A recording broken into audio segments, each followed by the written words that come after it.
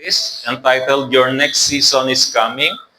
It is part 21. So marami na po tayong natalakay from the Word of God, mga Bible character, kung paano sila natagpuan ng ating Panginoon at kung paanong binago ng Diyos ang kanilang mga buhay. And we will continue uh, na tingnan pa kung sino pa yung mga character sa Bible na matutunan natin at mai-apply natin sa ating mga buhay. And today we will talk about King Jehoiakim.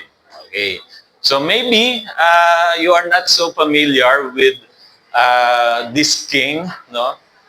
Actually, marami sa atin ay hindi masyadong pamilyar dito sa haring ito. Si King Jehoiakim was a young king of Judah who became king at 18 years old. So napakabatang naging hari. Actually, bata siyang naging hari at napakaigsi din ng kanyang pag-rule, ng paghahari. He only ruled for 3 months.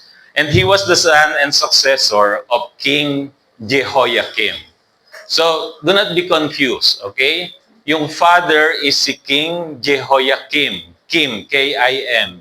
Yung anak is si Jehoiakim. Okay, so malinaw po.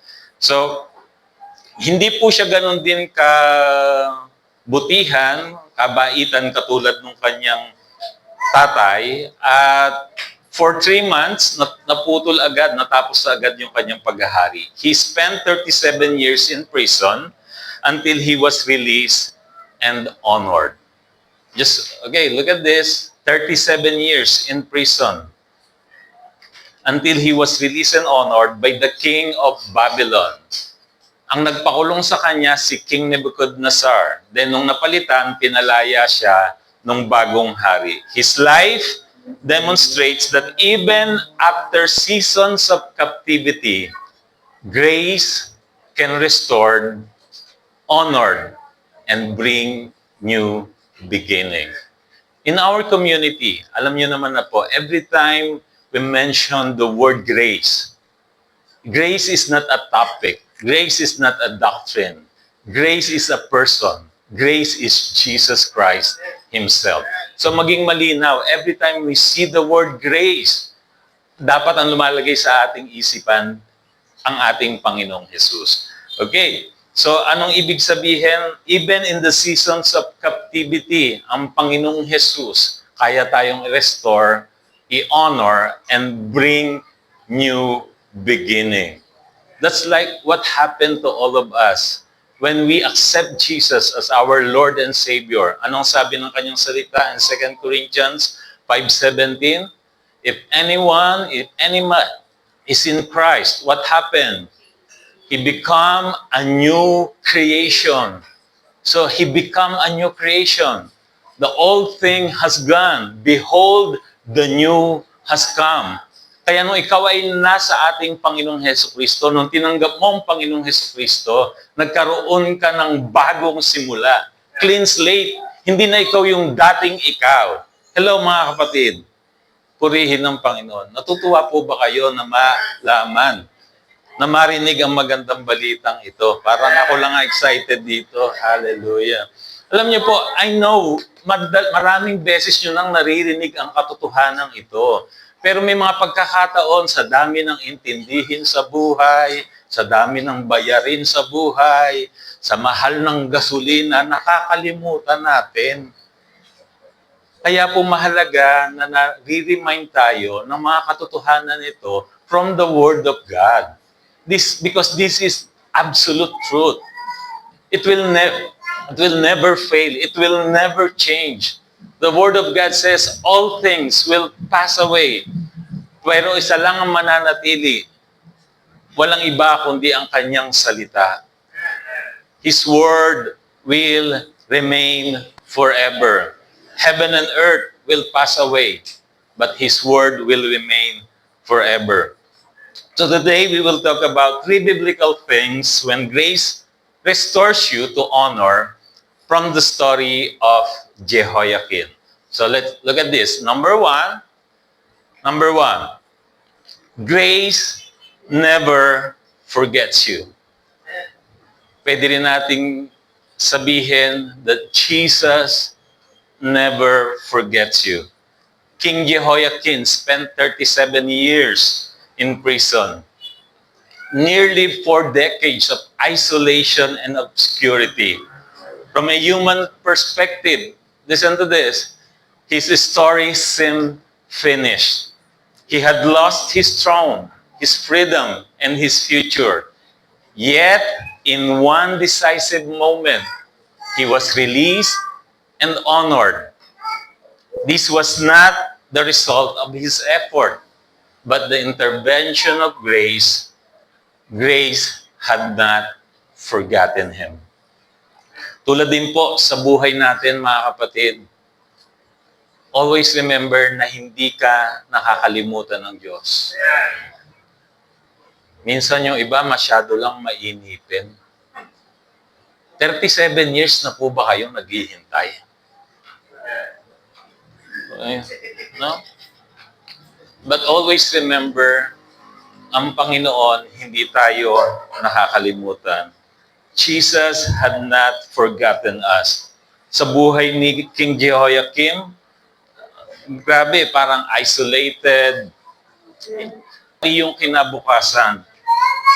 Pero tandaan natin, ang Panginoon, hindi tayo nakakalimutan. So, this reveals that grace is not limited by time or circumstance. What appears delay is often grace at work behind the scene.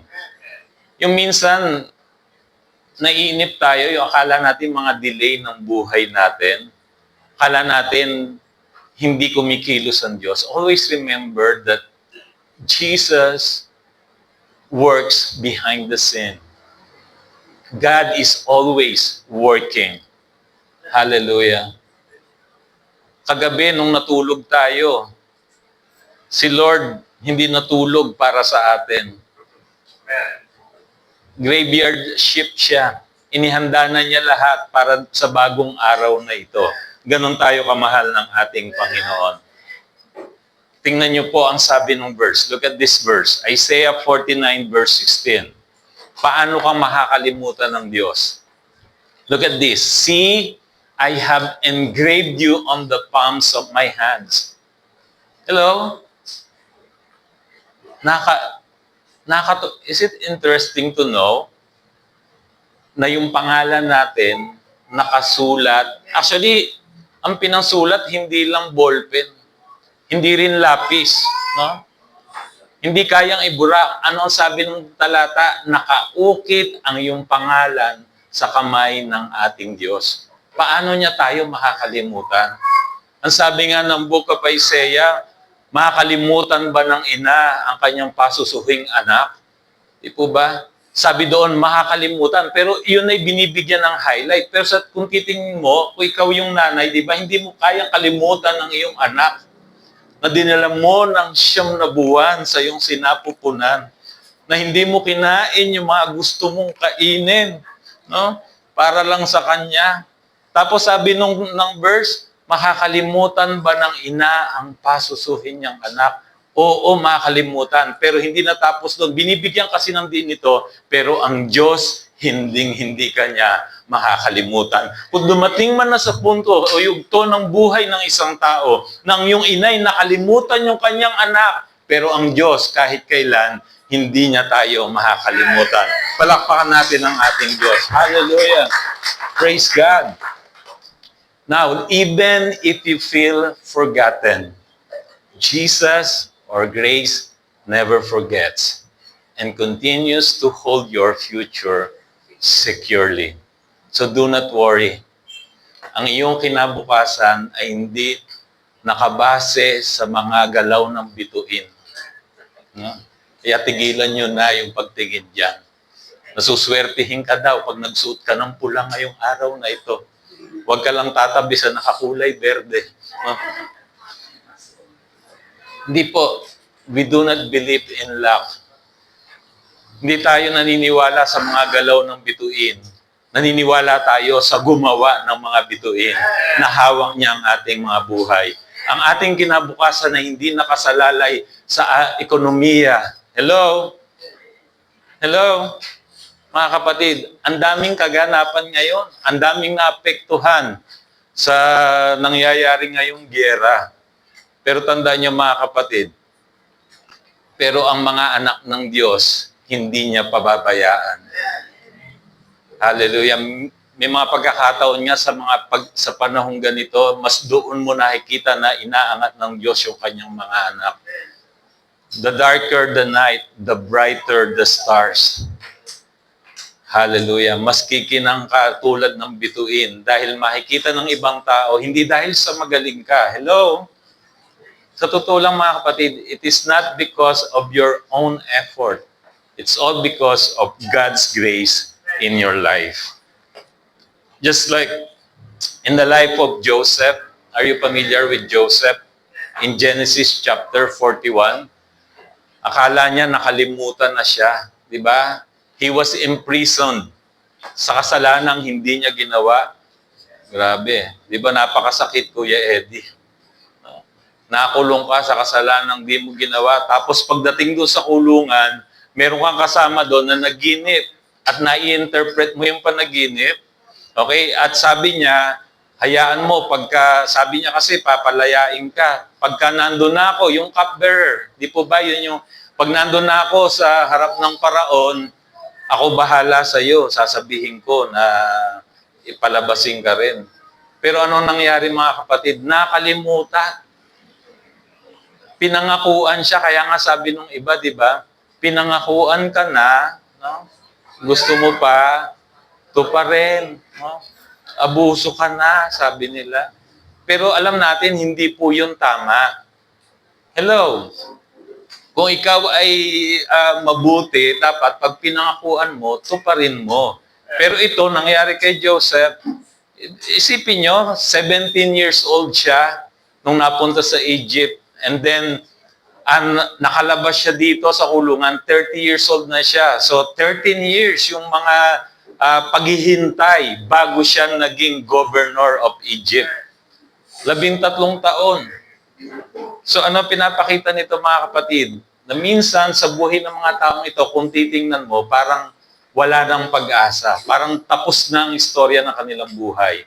Pero hindi sa Panginoon. Ang kanya palang istorya, yung prison time niya, did not cancel his destiny. It prepared him for his destiny. Because grace remembered him in God's perfect time. Meron pong oras sa lahat ng bagay. And one moment time, his position changed from prisoner to prime minister of the land of Egypt. So we know this. Sa istorya ni Joseph, from prisoner to prime minister. This is the very nature of grace. It sustains your identity. Okay. It sustains your identity even when situations attempt to redefine it. Hello mga kapatid. Are you listening?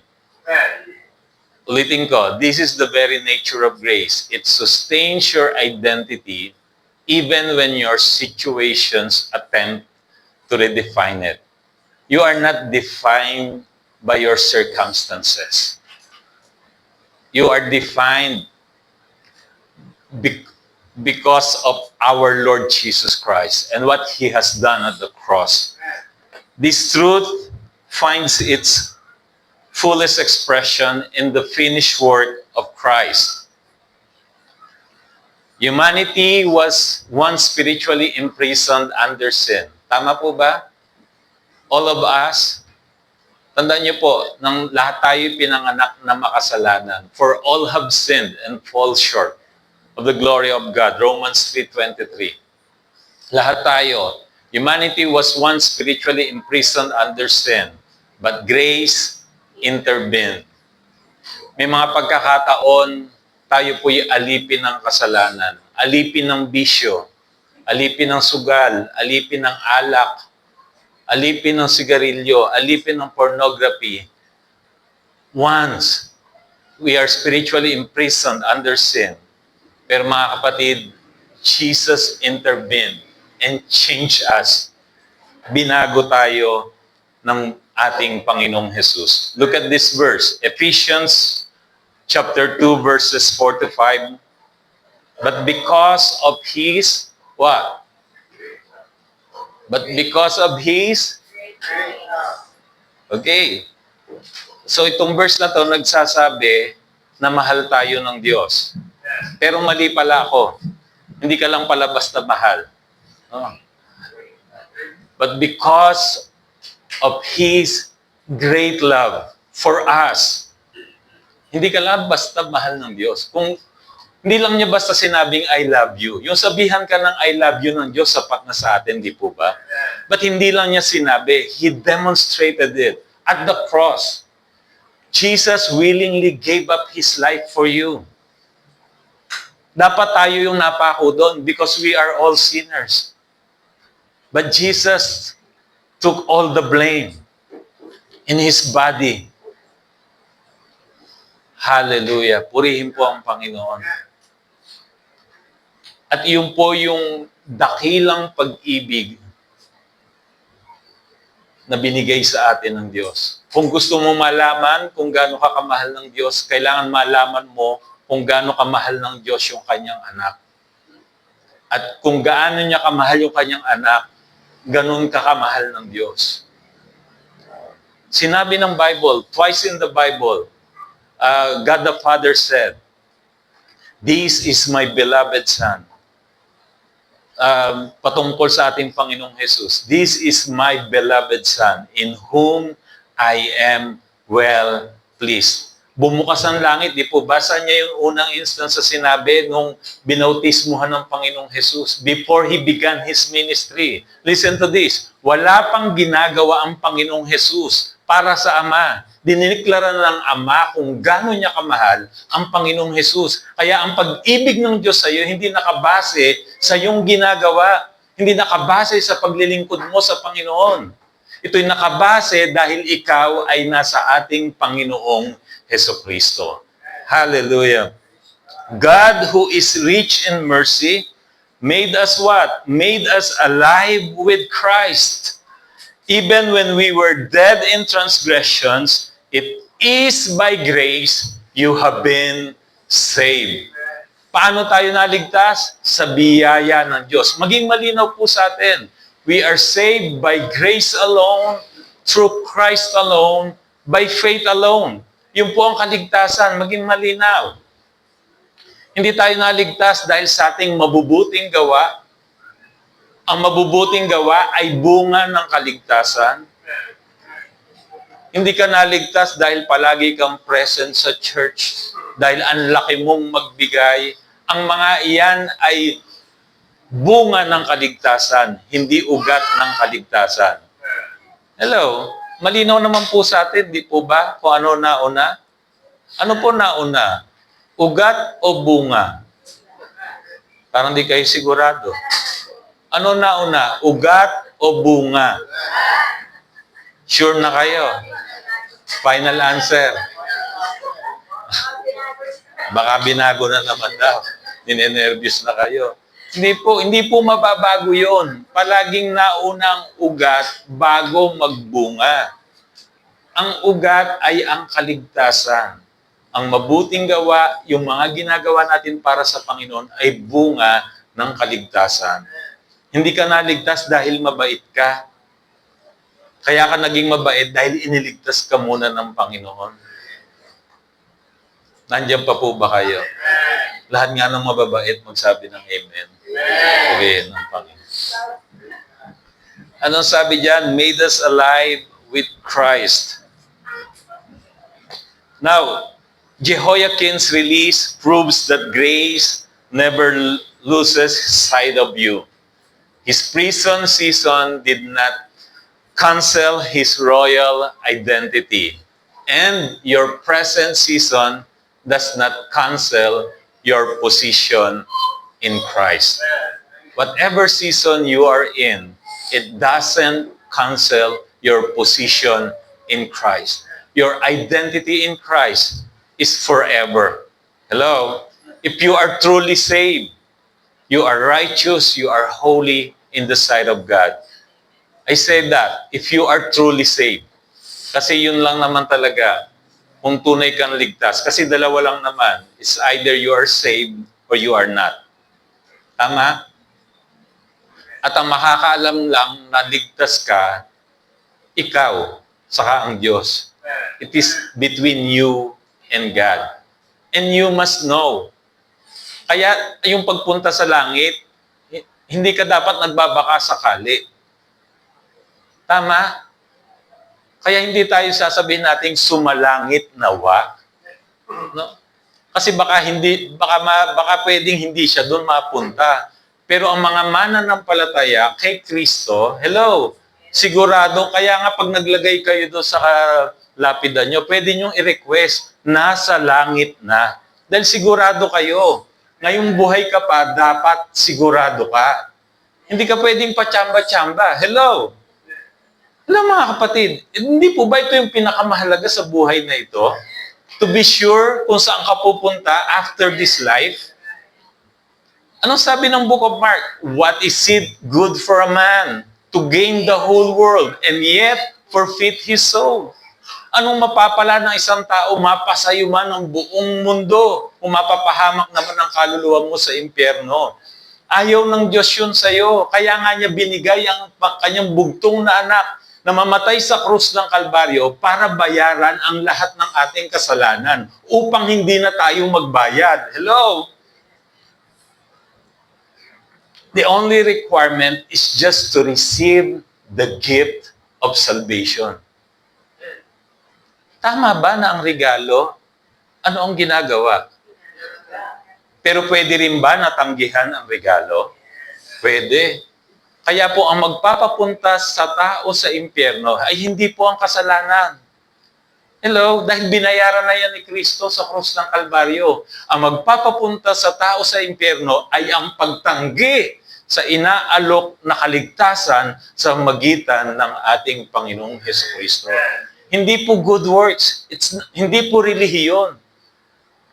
Hindi po relihiyon ang daan para sa kaligtasan. Hindi natin pwede sabihin, umanib kayo sa amin dito, mga kapatid. No? Kapatid na Arlene, no? At maliligtas ka. Hindi po. Oh. Mukhang alam po nung bisita natin yung tinutukoy ko. Hindi niya maitago yung kanyang tawa. Mukhang napanood niya si kapatid na Arlene. Okay. Anyway. So your position does not cancel because you are in Christ. Grace remembers you because your future was secured at the cross. Hallelujah. What grace has ordained, time cannot erase. Even in delay, grace is faithful, and at the appointed time, grace will bring you into your next season. Because we believe. What we believe? Your next season is coming. Do you really believe the church? Because it only happens to those who believe. Amen? So that's number one. Grace never forgets you. Always remember that. Grace, or our Lord Jesus Christ, should I say Jesus, never forgets you. Number two. Grace frees you from bondage. Grace frees you from bondage. Look at the verse. 2 Kings chapter 25, verse 27. In 37th year of the exile of Jehoiakim, king of Judah, in the year Awel-Marduk became king of Babylon, he released Jehoiakim, king of Judah, from prison. He did this on the 27th day of the 12th month. So, Jehoiakim did not release himself. Tama po ba? Okay? Sino ang nagpalaya sa kanya? Si King Awel-Marduk. Yun yung kanyang pangalan. Phonetics lang kasi to. Isa po yan. Yung Evil Meroda, yung po yung si Awel-Marduk. No? Kasi English translation na yung nabasa natin. Yung evil dyan, hindi po yan evil as in evil. It is Awel Marduk. Si Marduk, yung po ay Diyos-Diyosan. Yung Awel means servant. So siya po ay alipin ng mga Diyos-Diyosan. Yung pong king, yung bagong hari ng Babylon. Pinalaya siya after 37 years of imprisonment. His freedom came not through effort, merit, or self-improvement, but through what? Royal initiative. Kung bakit siya pinalaya, wala pong nakakaalam. No? Hindi dahil sa kanyang merit, hindi dahil sa kanyang, dahil mabait siya dun sa bilangguan. Basta lang pinalaya siya. So, ibig sabihin, this is divine intervention. Pag may plano ang Diyos sa iyo, kahit na sa tingin mo wala ng pag-asa, sa Diyos walang imposible. Amen? Kahit sa tingin ng tao, wala ng pag-asa. Sa tingin ng tao ay imposible na. Pero ang Diyos palaging may magagawa sa sitwasyon mo dahil meron siyang magandang plano sa buhay mo. Amen? So the king of Babylon spoke kindly to him, lifted him out of confinement, and grant him a seat of honor. Hindi lang siya nirelease. Look at this. Grant him seat of honor. This moment was entirely an act of grace. So we know the basic meaning of grace, right? Ano pong basic meaning ng grace? You receive what you do not deserve. Yung pong meaning ng grace. Basic meaning. Natanggap mo yung hindi ka karapat-dapat. All of us do not deserve eternal life. But God gave it anyway. Because God loves us so much. Mahal ng Diyos ang lahat ng tao. Hindi lang po mga Hudyo. Lahat ng tao nais niyang iligtas. But you need to accept the gift na binibigay sa atin. So, look at the verse 28 ng chapter 25, 2 Kings. He spoke kindly to him and gave him a seat of honor higher than those of the other kings who were with him in Babylon. So Jehoiakim contributed nothing to his release. It was granted through royal initiative.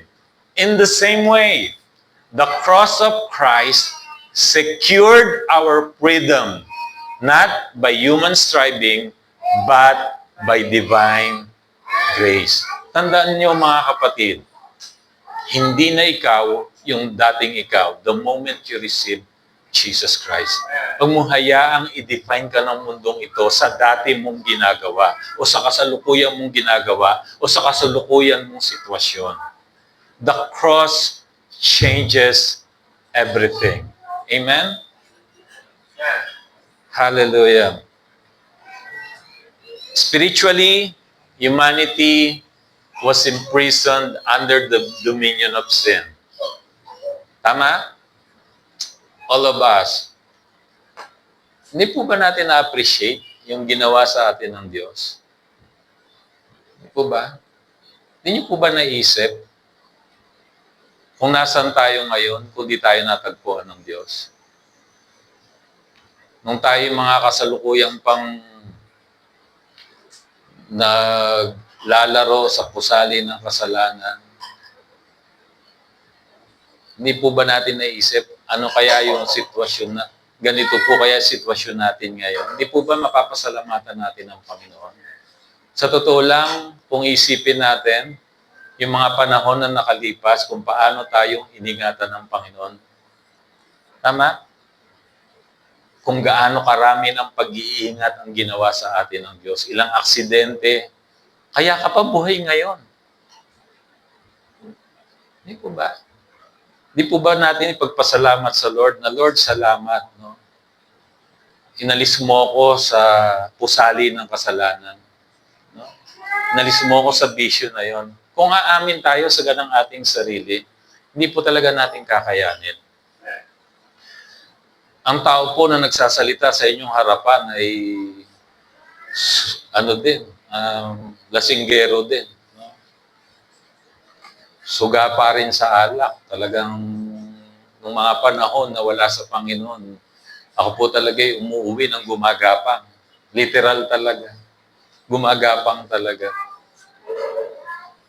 At hindi ko naisip na kaya palang mawala. Of course, sa sitwasyon mo na yon, parang akala mo di ka na makakalaya. No? Pero dahil kinatagpo ka ng Panginoon, kaya kang baguhin ng Panginoon. Kaya itong mawala. At ang maganda, pag nasa Panginoon ka, mababago, effortless. No? Yung dati, na hirap kang sa gayong sarili mo na di mo kayang itigil, pero pwedeng mawala sa isang saglit dahil binago ka ng Panginoon.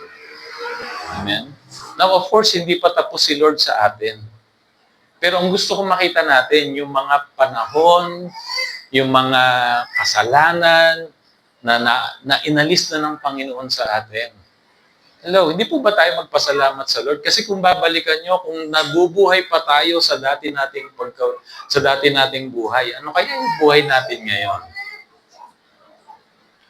Nandiyan pa po ba kayo mga kapatid? Hallelujah. So spiritually, humanity was imprisoned under the dominion of sin. All of us, apart from Christ, we are all prisoners of sin. Pagka prisoner ka, di po ba, wala ka namang kalayaan. Wala kang karapatang tumanggi. Pero mga kapatid, dahil sa finished work ni Christ, tayo po'y pinalaya na. Amen? If the Son sets free, He is free indeed. Whom the Son sets free, He is free indeed. Unable to free itself, no amount of human effort or religion could break the captivity. But what we could not accomplish, Christ accomplished fully. The scripture declares, He has rescued us from the dominion of darkness. And what? Are you not happy, mga kapatid, what God did for us through the finished work of Christ? Ano pong ginawa niya? He rescued us from the dominion of darkness. And what? And brought us into the kingdom of the Son He loves. Hallelujah. Colossians 1:13. Our freedom was not self-achieved. Our freedom was grace provided. It is provided by our Lord Jesus Christ. There is now no condemnation to those who are in Christ Jesus. Sabi po ng Romans chapter 8, verse 1. No more condemnation. Are you in Christ Jesus? Amen. Anong sabi ng verse? No more condemnation. So do not condemn yourself. Hello? Do not let other people condemn you. You made mistake. You say sorry to God and go back sa plano ng Panginoon. Amen? Always remember, God is not finished with us yet. Hindi pa po tapos ang Diyos sa atin. In our soul part, we are in the process. Sanctification process. Hello? Pero yung tunay na ikaw, tapos na. In your spirit, perfecto ka na. Amen? Okay, so grace frees us not only from bondage, also from every condemnation, and look at this, and shame of the past. Ulitin ko mga kapatid, grace or Jesus frees us not only from bondage, also from every condemnation and shame of the past. Jehoiakim's transition from prisoner to honored guest mirrors our spiritual transition in Christ. We were once held captive by sin, but grace released us and gave us a new beginning, a new position, a new identity. Amen? Hallelujah. The scripture declares, and God raises up with Christ Look at what God did. Who raised us up with Christ? God. Hello? Let's look at this again. And God raised us up with Christ and what? And seated us with Him in the heavenly realms in Christ Jesus. That is your present position because you are in Christ. God seated you with Him in the heavenly realms. Heavenly realms. Okay? Malayo, far from every dominion and spiritual authority. Hallelujah. Kaya hindi ka kayang galawin ng kaaway. You are untouchable in Christ. Kaya dapat, pag mananampalataya ka, hindi ka na naniniwala sa kulang. Dapat di ka na naniniwala sa balis. Hello?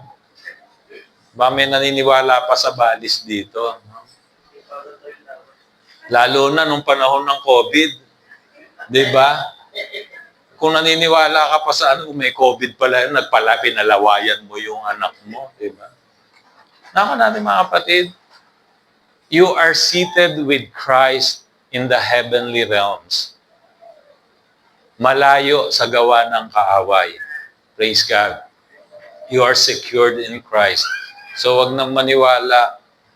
Hindi ka na po mababarang kate. Walang talab sa iyo ang evil eye. Bakala nyo, wala na po. Lahat po yun kasamang binayaran ni Kristo sa cross ng Kalbaryo. Now, nakadepende sa iyo. Kung naniniwala ka pa, talagang mararanasan mo. Hello, kasi naniwala ka eh. Nandiyan pa po ba kayo mga kapatid? So, pagka meron yung iba, di ba, kukuhanan daw ng buhok para ipapakulam. Eh di mapalad yung mga walang buhok, hindi sila makukulam kahit kailan. Huwag nyo na i-interpret eh. Pero pwede pala kasi ibig sabihin mapalad siya. Hindi na siya mapalad ang mga walang buhok kung gano'n, di po ba? Kasi di ba alam niya, kukuhanan ng buhok, ipapakulam. Mga kapatid, hindi ka na pwedeng kulamin. Pag sinabi sa'yo, papakulam kita, sabi mo sa kanya, kulamin mo mukha mo. No? Hindi na. May susumpa sa'yo, sabi mo, talbog sa'yo. No? Hindi ka, binayaran na ng Panginoong Jesus ang sumpa. Hello? Lahat ng sumpa na nakatali sa ating leeg, binayaran ng Panginoong Jesus sa krus ng Kalbaryo. Hindi natatalab ang sumpa sa'yo. Hindi mo namamamana yung sakit ng nanay mo na di ko alam bakit sa'yo pinamana. Paborito ko sigurong anak, kung diabetes ko sa anak ko na panganay. No? Kasi mahal na mahal ko to. Pati yung sakit ko na sa bato, isasama ko na rin. No? Ha? Gumawa pa ng kasulatan. No? Hello? Pero minsan nakakalungkot, may mga mananampalaya, they still believe that lie. Hello? It is a hellish lie. Mga kapatid, ang katotohanan, lahat ng sumpa, dinalat, binayaran ng Panginoong Jesus sa krus ng Kalbaryo. Amen? Kung nagka-diabetes ka ngayon, hindi yan namana. Oo. Eh, lakas mo kasi kumain eh. Pinipigilan ka na nung asawa mo, galit ka pa eh. Ay, sa akin, walang bawal. Sabi, walang bawal. Ang bawal sa akin, pigilan. Ano? Yun na. Ayun. O di, magja-jogging na tayo nga, di ba? Oo, pag-alis ng mga mami. No? Oo.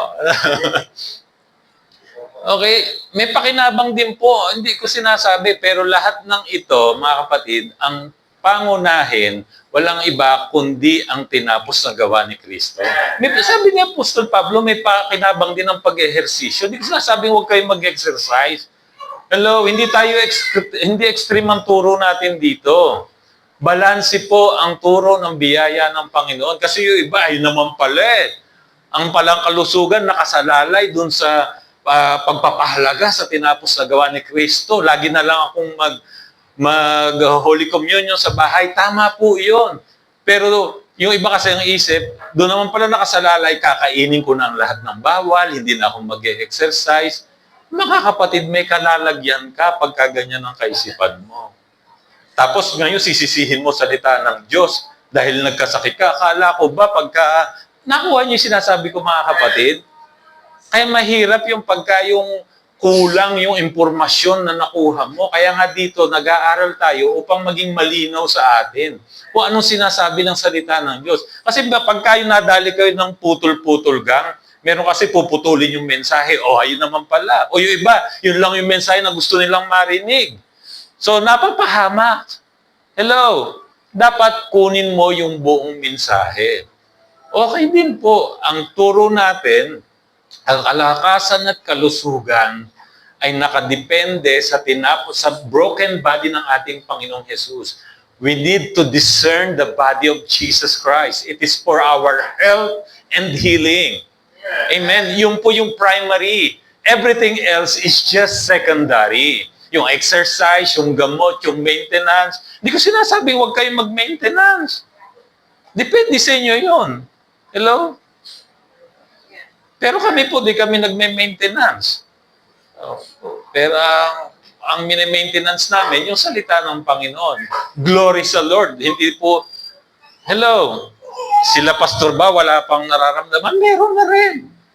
No?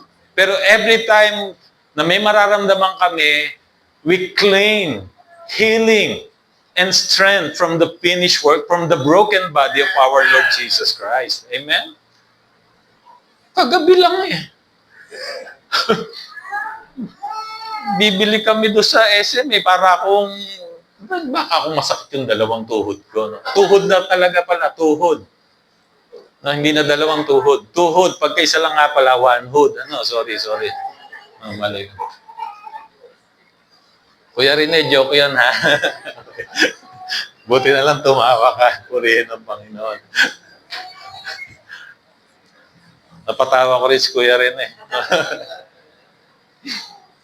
Pwede na akong joker. Tuloy na nga natin. Listen to this. Grace does not merely release us from bondage. Hello?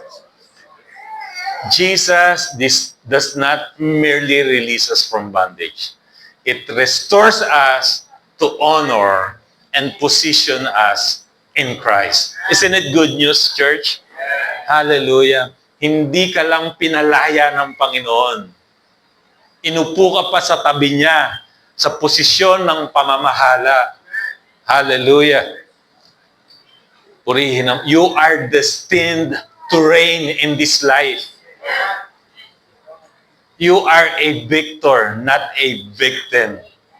Amen. Nagkakamali tayo, pero bangon lang. Hindi nagbago ang katayuan mo sa harapan ng Panginoon. Kasi may mga tao tatapak-tapakan ka kahit nakadapa ka na.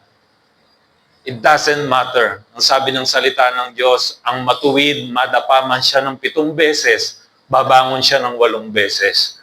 Hallelujah. Mas marami pang beses bumangon. Anong ibig sabihin? Hindi ka mananatiling nakadapa. You may be knocked down, but you are not knocked out yet. Kasi ibang tao, pagka sa dami ng problema sa buhay, naidadapa eh. Diba? Para silang nasuntok ni Manny Pacquiao. Diba?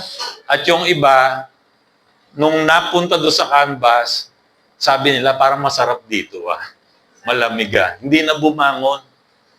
Mga kapatid, hindi pa po tapos ang laban. God is not finished with us yet. Isa lang ibig sabihin, kung hindi maganda ang sitwasyon mo ngayon, hello, matuwa ka. Kasi hindi pa dyan magtatapos ang buhay mo. Amen? Amen. Tandaan nyo, may sinabi sa Bible, it came to pass. Lagi nyo tandaan yan. Dumating yan, pero hindi yan pang walang hanggan. Hindi yan pangmatagalan. Lilipas din yan. In this life, we will experience, hindi naman po tayo binigyan ng false hope ng Bible. In this life, we will experience trouble and tribulation. In this life, you will experience evil day. Tama ba na parang may mga araw? Hello, look at this. Look at me, mga kapatid. Tama ba na may mga araw sa buhay nyo na para bang ang gumawa ay ang demonyo? Di ba? Kaya sabi nung iba, demonyong araw to. No? Nadama pa yung mga kasama mo sa bahay. Demonyo talaga to. Akala mo lang yon. Sabi ng Bible, there are evil day. Pero listen to this. Anong sabi? Hindi po natapos doon. If you are in Christ, you will see good days. Hallelujah. So, ibig sabihin, may mga pangit talagang sitwasyon ng buhay. Pero pag tiningnan mo ang buong buhay mo, mas marami yung magagandang bagay na ginawa ang Diyos sa iyo. Palakpakan natin ang Panginoon. Hallelujah. Praise God. Sama naman ng buhay mo, mas marami yung parang demonyo gumawa ng bawat araw. Hindi po totoo yun kung na kay Kristo ka. Maybe totoo kung wala ka kay Kristo. You will see evil days. Kasi lagi siya ang kasama mo. Tama? Because you are not with Christ. Dalawa lang naman. Na kay Kristo ka o wala. Pag wala ka kay Kristo, alam na this. Kung sino kasama mo. Magkaakbay pa kayo. Pare, saan tayo punta ngayon? Hello? Natawa ka doon, Mayor. Hallelujah. Now, Jehoiakim did not remain in prison because grace intervened. In the same way, you are not spiritually imprisoned because Christ has already released you. Pinalaya ka na ng Panginoon. Grace has spoken your freedom. Grace has broken your chains. Grace has given you a new identity, a new position in Christ. Hallelujah. Isn't it good news, church? Purihin ng Panginoon.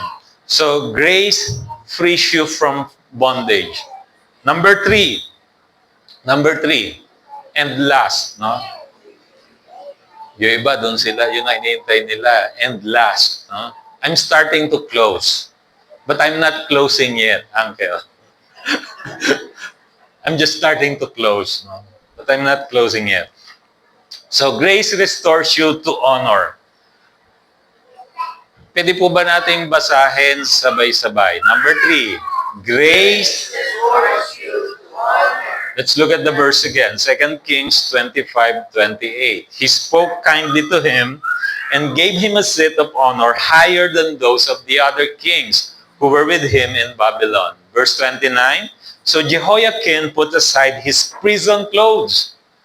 Hello, inalis na yung damit na may nakalagay na letter P.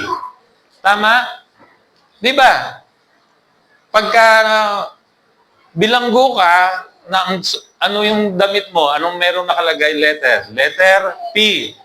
Pero pagka hindi ka pa nakakulong, dinidinig pa yung kaso mo, anong nakalagay doon sa damit mo? PDL. Ano ibig sabihin? Okay, +1. Very good, children.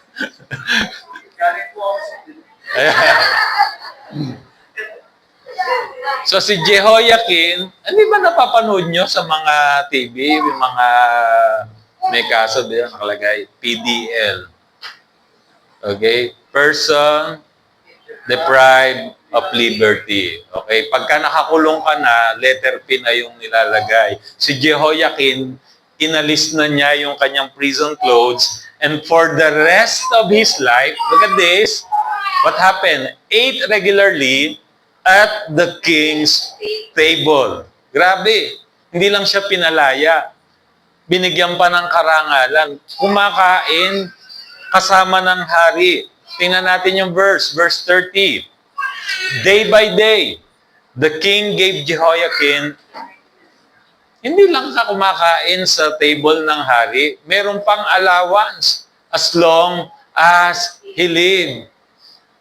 Parang yung iba sa inyo, Pastor, saan ba yan? No?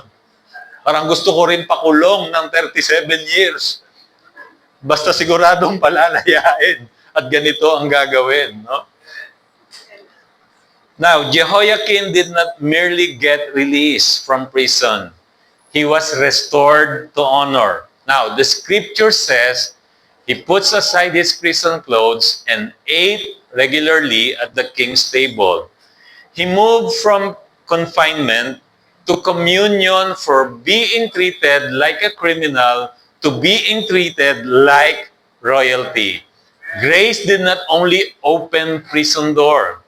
Grace changed its status from being a prisoner into an honored guest in the kingdom of Babylon.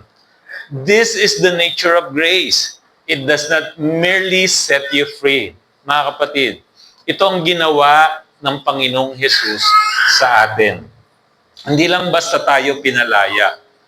It restores your honor and gives you a new standing, new beginning, and new position. Hallelujah. Notice the details in Jehoiakim's restoration. He changed clothes. He received honor.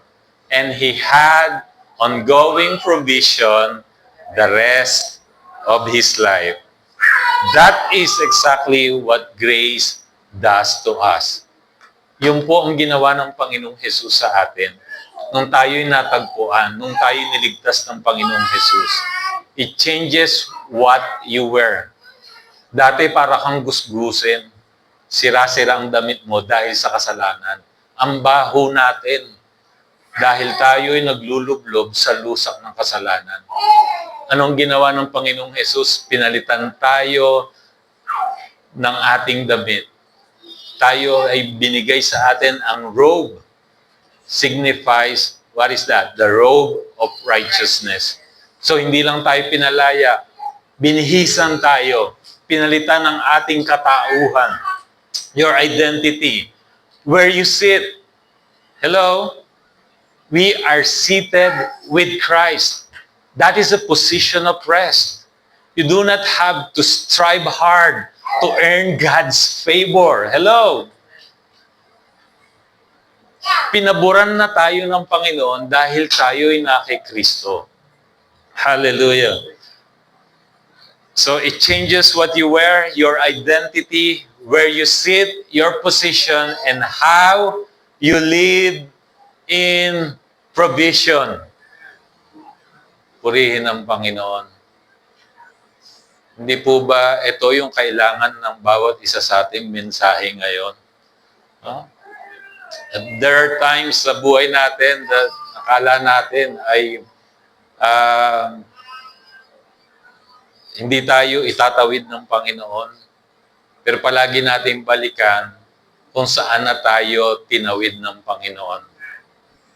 Hallelujah. Kung saan tayo inahon ng Panginoon. I'm sure many of us here, if not all of us, we have experienced this. Kung paano tayo nag-provide ang Panginoon sa ating mga buhay. Amen? Naalala niyo pa po ba mga sitwasyon niyo dati? Ako nga, lagi namin kwento. Yung iba sa inyo natatawa.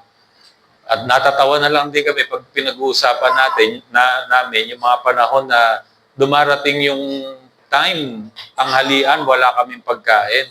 No? Akala nung iba, nagbibiro lang ako. Pero talaga pong naranasan namin yon. Yung iba sa inyo, kahit yung mga malalapit sa amin siguro, baka hindi nyo nabalitaan.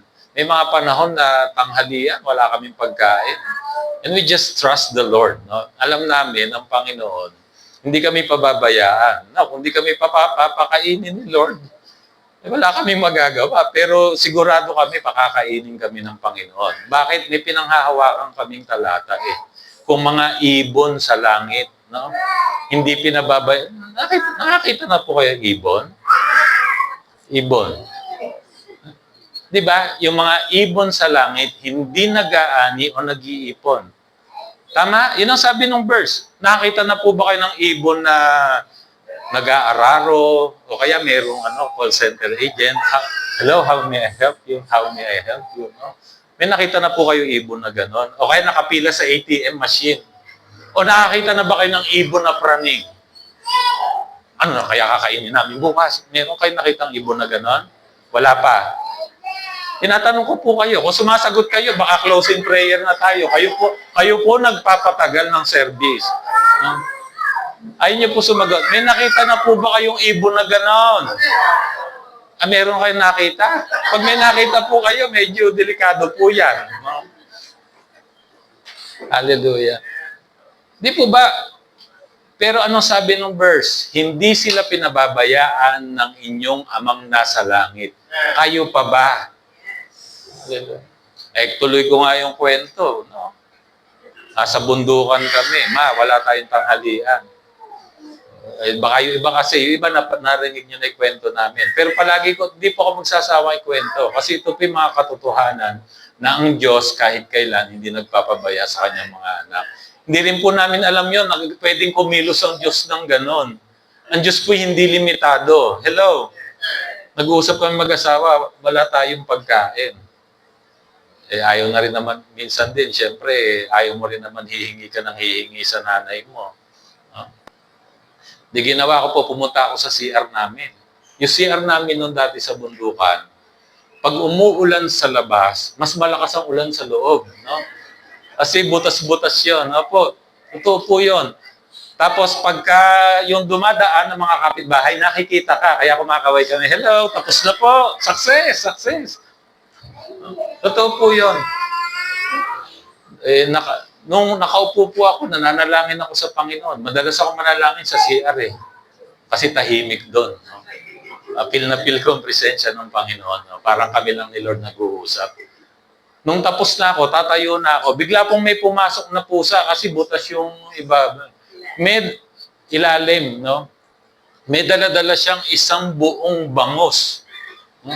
Opo, totoo. Kagat-kagat niya. Huwag kayong mag-alala, naka-plastic pa. No? Naka-plastic pa. Tapos, nung tatayo na ako, nakita ko, binugaw ko yung pusa, binitawan yung bangos.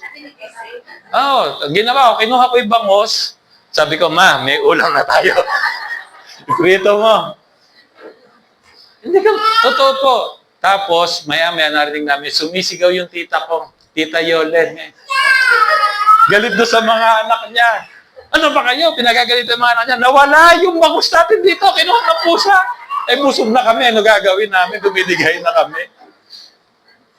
Sabi ko naman, alam naman ni Lord, may tusino pa sila sa rep. Kami wala eh. Hello? Hindi po kami pinabayaan ng Panginoon. Kung sa maliliit na bagay na ganon, mga kapatid, napapatunayan natin, kumikilos ang Diyos. Who would have thought na pupunta ka sa CR, magkakaroon ka ng ulam? Hello? Di po ba? Sa limitado nating kaisipan, kung isipin mo, paanong gagawa ang Panginoon? Another one, nung nandito na kami sa Pulilan. Same scenario. Pagkagutom kami, nagkukwentuhan na lang kami mag-asawa. Tanghalian na naman. Naku po. Talaga pong ang buhay nila, Pastor, ay maraming kwento. At ang mainam naman po, pag marami kang kwento, ang mga kwento mo naman ay may kwenta. Dahil ito'y patungkol sa Panginoon. Amen?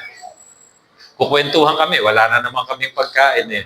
Sabi niya, Dad, mukhang masarap na ulam ngayon, tinola. No? Sabi ko, oo nga eh. Mukhang masarap tinola ngayon. Wala man kaming pagkain. Alam niyo na po ba ito, me? O first time yung narinig? Purihin ng Panginoon. Kita niyo, hindi kami pala sumbong. Kasi inaalaw ni Lord sometimes so that He will get the glory. Di po ba?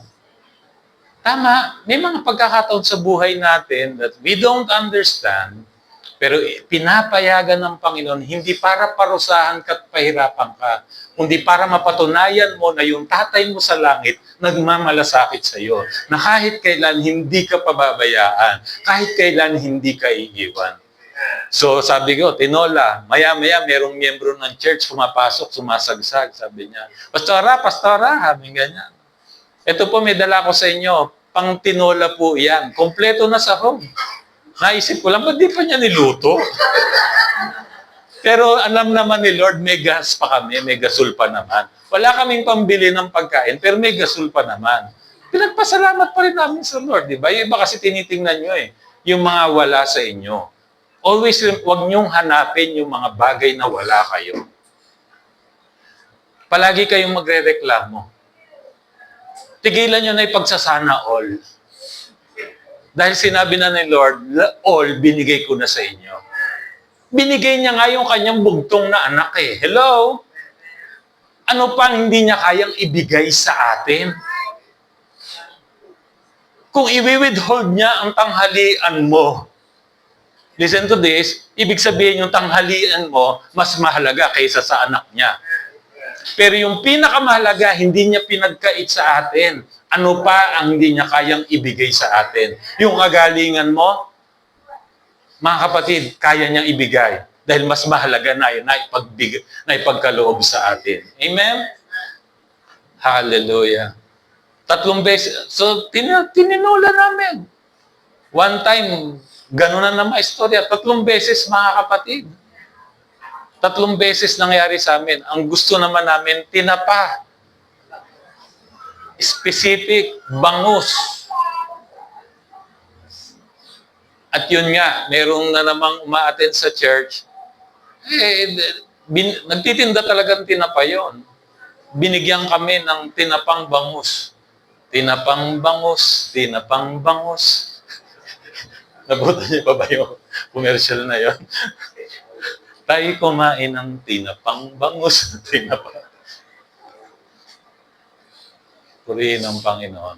What is my point, church? That is what Christ did for us. Look at this. That is exactly what Jesus does to us. It changes what you wear, your identity, where you sit, your position, and how you live in provision.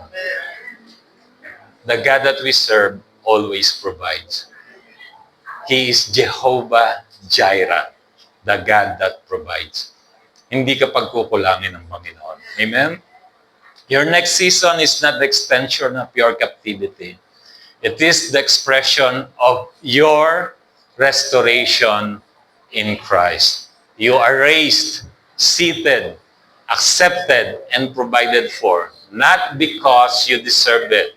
Listen to this, not because you deserve it, but because grace finished the work through Christ Jesus our Lord. Jehoiakim did not deserve what he got from the king of Babylon. In the same manner that we do not deserve what we have today, bestowed upon us through Christ Jesus our Lord. Now, that's number 3. Grace restores you to honor. Now, upon hearing this, what's next? Now, marinig natin yung mga katotohanan ito. Ano ang susunod? Let's go to our life application. Let's go to our life application. Number 1, trust grace. Delay is not denial. Pagtiwalaan po ang ating Panginoong Jesus. Sometimes may mga delay, pero it is not God's denial. May mga pagkakataon lang na inihahanda pa ng Diyos ang puso natin. Dahil kilala niya tayo, mahal niya tayo, baka hindi pa tayo handa na pwede ikapahamak natin pag nakuha natin ng mas maaga kaysa sa tamang panahon. Tandaan niyo po, mayroong tamang panahon. Okay? Malaki kinita niyan, no? Sa Philippine Arena. No? Kung inabutan niyo pa si Yaya Dab at si Alden. Tamang panahon. So, King Jehoiakim spent 37 years in prison. What appeared to be permanent delay was actually grace preserving him for a new season. His royal identity was never erased. It was simply waiting for grace to reveal it. Hallelujah. In the same way, what feels delayed in your life is not denied because Christ's finished work. Grace still works behind the scenes. At the appointed time, grace will bring release, restoration, and honor. Trust grace. Your delay is not your denial. Tandaan niyo po, iba po ang orasan ng Diyos kaysa sa atin. Minsan yung orasan natin sobrang bilis, minsan sobrang bagal. Magtiwala po sa karunungan ng Diyos. Alam niya yung makakabuti sa atin. Alam niyo, may mga pagkakataon kasi dahil sinanay tayo ng mundong ito, lahat parang gusto natin makuha in an instant. Tama? Parang pag may gusto tayo, gusto natin makuha agad natin. Nawala na yung essence ng paghihintay. Kasi sinanay tayo, lahat na may instant. Instant coffee, no? Instant noodles, no? Instant, coffee. Oh. Diba? Ang bilis na ng panahon. Pero kaya kailangan matutunan natin na maghintay. Alam niyo po yung malaking kaisipan na natutunan natin dito, bawal ang mainip. Bawal po ang mainip. So, trust grace, delays, not denial. Number 2, live free. Grace has released you. Live free. Pinalaya ka na ng Panginoon. Malaya ka na sa kasalanan. Listen to this. Yung gawa ni Kristo, pinalaya niya tayo sa kamatayan, sa kasalanan. Amen? Sa sakit at karamdaman. Diyan po tayo pinalaya ng Panginoong Jesus. Hallelujah. Kasi yung mga yan, gawa po yan ng kaaway, di po ba? The devil, that's devil's work. Di ba? The devil, the thief, comes to steal, kill, and destroy. No, yan po ang gawa ng kaaway. Kamatayan, kasalanan, sakit at karamdaman. At dyan tayo tinubos ng Panginoong Jesus. Hello? Tinubos na tayo sa kamatayan. Amen. Tinubos na tayo sa kasalanan. Tinubos na tayo sa sakit at karamdaman. Kaya mabuhay ng malaya. Live free. Grace has released you. So, pwede mo nang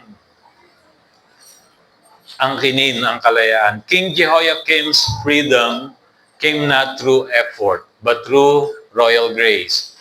The prison that once defined him no longer held him because grace had declared its release. In the same way, because of Christ's finished work, you are no longer defined but by what once held you captive. Hindi na ikaw yung dating ikaw. Hindi na ikaw yung lasinggero, babaero, butangero. No? Hindi na ikaw yon. Binago ka na ng Panginoon. Hallelujah. Grace has already spoken your freedom. You are not a prisoner striving for release. You are a child of God, living from freedom from release. So that's number 2. Live free. Grace has released you. And number 3, and last, again, I'm starting to close. Number 3, enjoy your restored identity in Christ. When King Jehoiakim was released from prison, grace did not merely free him. It restored his dignity and reminded him of who he truly was. His identity was no longer a prisoner. But what? But a restored royalty. Now, ano naman ang ginawa sa atin ng Panginoong Jesus? No longer a prisoner of sin. Hello? That is who you are. Hindi ka na alipin ng kasalanan. You can say no to sin. Seated with Christ in the heavenly places. Restored royalty. In the same way, because of Christ's finished work, Your past captivity does not define you. Hallelujah. Grace has clothed you with a new identity. Look at this. Accepted. You are accepted by God. God is not angry with you anymore. Ulitin ko. God is not angry with you anymore. He is not. Iba na lang yung galit sa'yo. Kasi may mga angry bird talaga.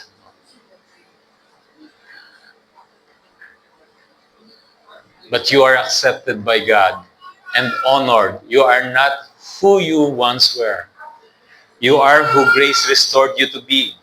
You are His child. You are His favored child. You are a child of God. A new person in Christ. Now, let's say this out loud. 3 life application. Can we read this all together? 1, 2, 3, go. Number 1. God's grace, delay is not denial. Number 2. Live free, grace has released you. Number 3. Enjoy your restored identity in Christ. Hallelujah. That is our life application. Trust, grace. Delay is not denial. Live free.